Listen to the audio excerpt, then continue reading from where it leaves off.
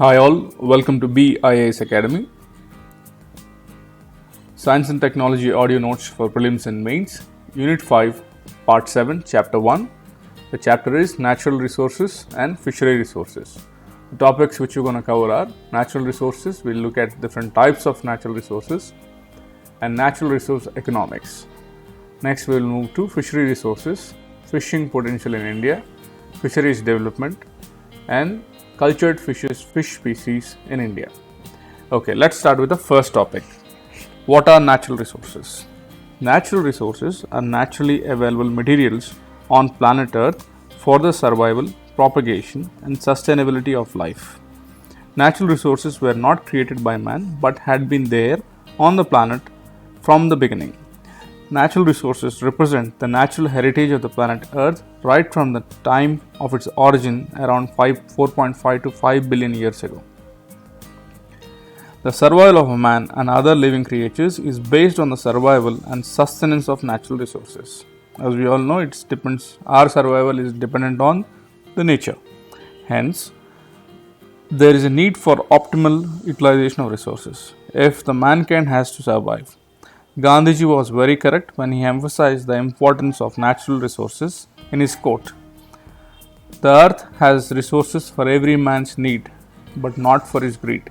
I'll repeat Gandhiji's quote. The earth has resources for every man's need, but not for his greed. What does this indicate? This indicates the link to develop framework and strategies for the sustainable use of natural resources. The Brundtland Commission, in its report titled Our Common Future, had emphasized the need for adopting sustainable policies for the holistic development by the governments and industries.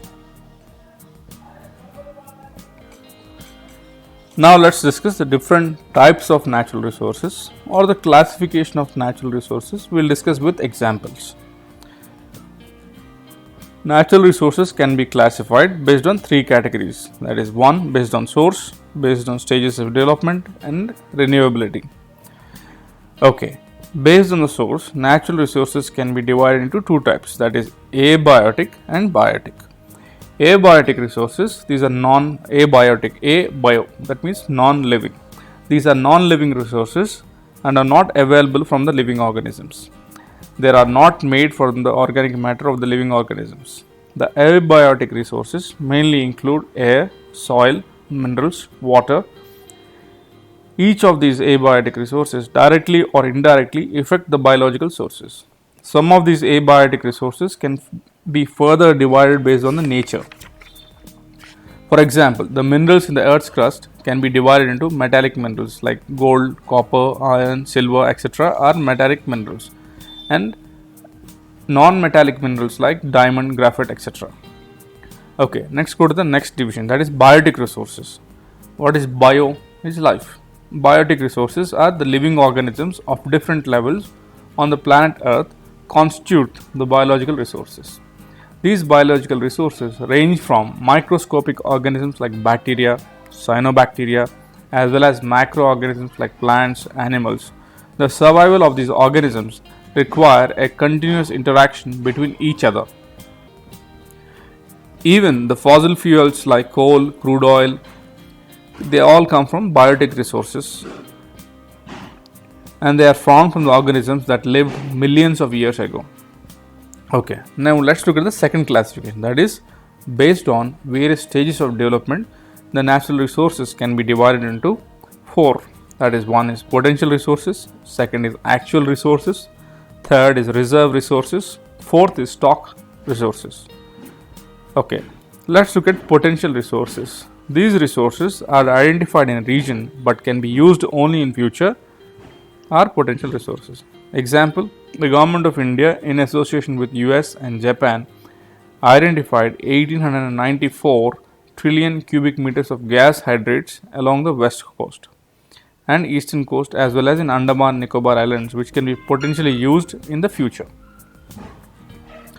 The similar goes to we have thorium reserves as well, which could be a potential resource for India as well. Next one is actual resources. The resources that have been surveyed and the quantity and quality identified are actual resources. These are presently in utilization at the rate of realization depends upon the current technology available. The third one is reserve resources. This is a part of actual resources and can be profitable, extracted and used in near future. Fourth is stock resource. The natural resources which have been surveyed and could not be utilized in proper manner due to unavailability of relevant technology and stock sources. Okay, now let's look at the classification of natural resources based on renewability. There are two types: renewable resources and non-renewable resources. Renewable resources are the resources that can be reused and are called renewable. Such resources are sustainable and can be used for many generations. Sometimes they may be overexploited and hence cannot be immediately be available. Example: renewable resources, solar energy, wind energy, hydropower, etc. The second one is non-renewable resources. The resources that can be used only once and cannot be used are non-renewable resources, which can be used only once. The different types of minerals are very good example for non-renewable resources. The fossil fuels like coal, crude oil take millions of years to become renewable and hence logically are classified as non-renewable resources. Okay. So now let's look at what do you mean by natural resource economics? What are its objectives or the significance of natural resource economics? Natural resource economics is an interdisciplinary field of academic research and addresses the connections of interdependence between human economies and natural economic system. The focus of specialized study is how to operate an economy with you that logically constraints of the earth's natural resources. Okay, it's an interdisciplinary field which is an academic research and addresses the connection between interdependence between human economy and a natural economic system. What are the objectives of this? Number one, to develop sustainable policies that can estimate the role of natural resources and sustainable development of the nation. Number two, to achieve sustainable economic progress for a long period of time. Number three, to develop policies and implement them from building a sustainable society's environment and economic progress. Okay, what is the importance of natural resource economics? Natural resource economics focuses on supply, demand and allocation of natural resources. This is important. It focuses on supply, demand and allocation of natural resources. The study strives to achieve balance between the three pillars of sustainability. What are the three pillars of sustainability? One is society, economy and environment.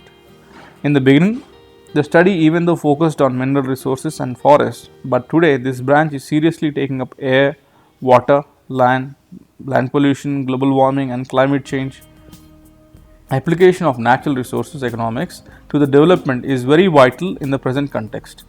It helps the world leaders, governments and intergovernmental organizations all over the world to understand the importance of natural resources and how they can be destroyed by the present methods of development, and hence there is a need to protect them from sustainability of the future generations. So they need to be protected for future generations. Okay, we have seen what is natural resources. What is a natural resource? It's naturally available material on the planet Earth for the survival, propagation and sustainability of life, and we have seen different types of natural resources. That is based on the source. They can be divided into two, that is abiotic and biotic. Based on the stages of development, they are divided into four, that is potential resource, actual resource, reserve resource, stock resource. Based on renewability, natural resources can be divided into renewable sources and non-renewable sources. Next, we have discussed natural resource economics. It is an interdisciplinary field of academic research and addresses the connections of interdependence between human economies and natural economic system. Okay, now let's go to the next topic, that is forest resources.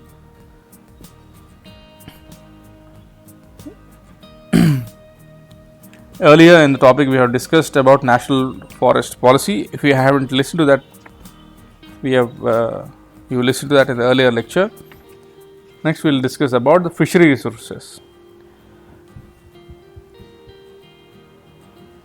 the fishery resources and the fishing potential in India. Fisheries in India is a very important economic activity and a flourishing sector with varied resources and potentials. Only after Indian independence, fisheries together with agriculture has been recognized as an important sector.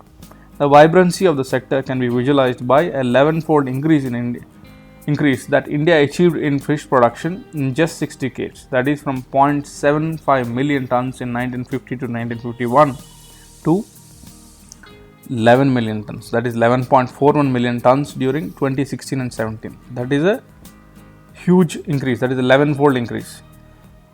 From 0.75 million, our production rose to 11.41 million tons by 2016-17. Okay.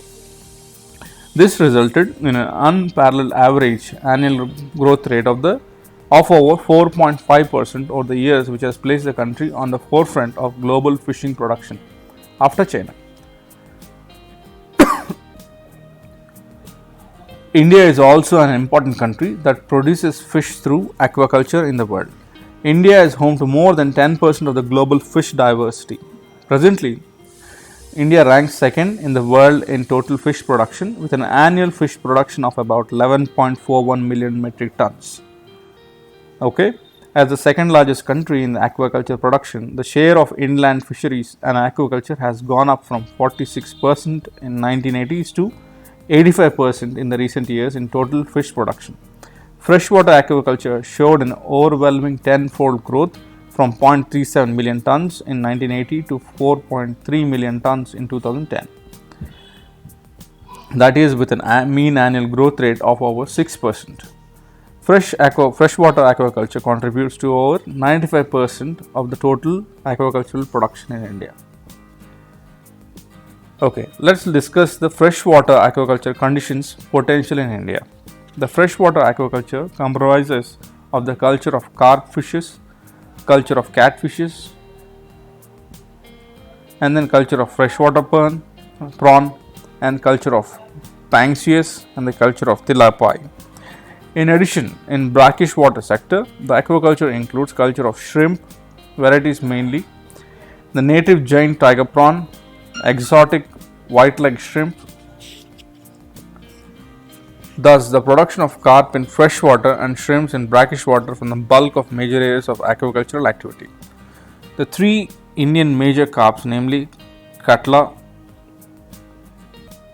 What is the scientific name of Katla? It is called Katla, Catla. Okay, three Indian major carps are: one is Katla, carp CARPS, there are three types. One is Katla, Rohu, and Mrigal. What is the scientific name of Rohu? Labio rohita, Labio ROHITA, and then Mrigal is the third variety, MRIGAL. What is the scientific name of Mrigal? It is Cirhinus mrigal, that is CIRRHINUS Mrigala, MRIGALA. Okay, these three contribute the bulk of production to extent of 70 to 75% of the total freshwater fish production, followed by silver carp, grass carp, common carp, catfishes forming the second important group, contributing to the balance of 25 to 30%. It is estimated that only about 40% of the available area of 2.36 million hectares of ponds and tanks have been put to use, and an immense scope of expansion of area exists under freshwater aquaculture. Okay, for all the statistics were taken from the Handbook of Fisheries and Aquaculture. It's a publication of Indian Council of Agricultural Research. Okay, the national mean production levels from stillwater ponds has gone up from 600 kg per hectare in 1974 to 3000 kg per hectare per annum at present. Several farmers are even demonstrating higher production levels, that is 8 to 12 tons per hectare per year. The technologies of induced carp breeding and polyculture in static ponds and tanks virtually revolutionized the freshwater aquaculture sector and turned this sector into a fast-growing commercial sector.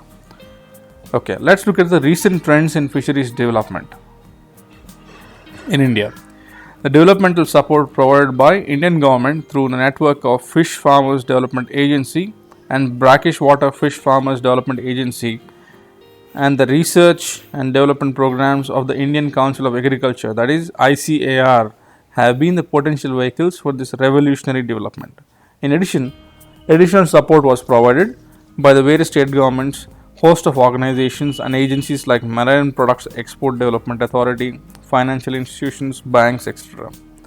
The freshwater prawn farming has received increased attention only in the last 2 decades due to its high consumer demand. The giant river prawn, what is the name of it? Macrobrachium rosenbergi. I'll spell it for you. Macrobrachium rosenbergi, that is the scientific name.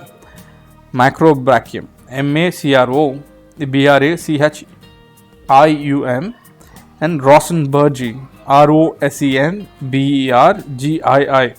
Okay, this is the largest and the fastest growing prawn species. It is cultured either under monoculture or polyculture with major carps. What a carp? Carp is a fish. Cultures for mariculture species has been initiated in the country and is presently carried out in a limited extent for seaweeds, mussels as commercial activity, and some species like sea bass, cobia on an experimental basis to standardize the technology. While sustainability is being addressed, the present concern is with regard to species diversification. What is the present concern? Its concern is regarding species diversification. In spite of the fact that the country possesses several other endemic potential and cultivable medium and minor carp species having a regional demand such as labio, all the labio species have a Sirhinus has a regional demand as well. Efforts are being made to standardize the technology of mass scale seed production of these species and their inclusion as a component of conventional carp polyculture based on their regional importance. In addition, there is a contribution from cold water fisheries, although insufficient for fish basket. It is of high value and low volume category with a projected volume of 1%. Important food fishes of cold waters are mahasir and then schizothoracids. These belong to the indigenous species and trouts among the exotic varieties as well. Trout is also a variety of a fish.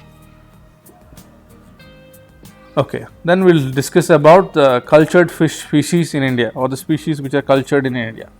While carp form the most important species farmed in freshwater in India.